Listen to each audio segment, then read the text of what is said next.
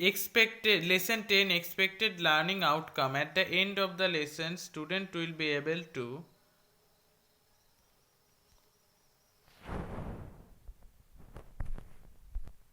let's read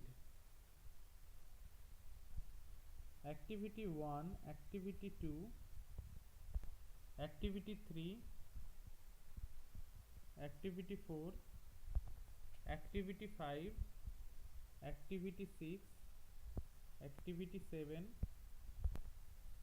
wardrobe,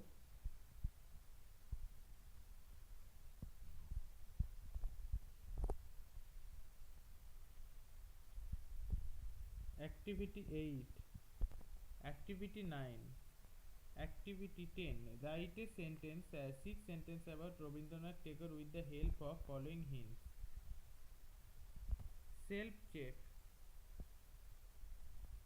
Activity 11, activity 12, activity 13, activity 14, activity 15. Read the following passage and use appropriate punctuation marks.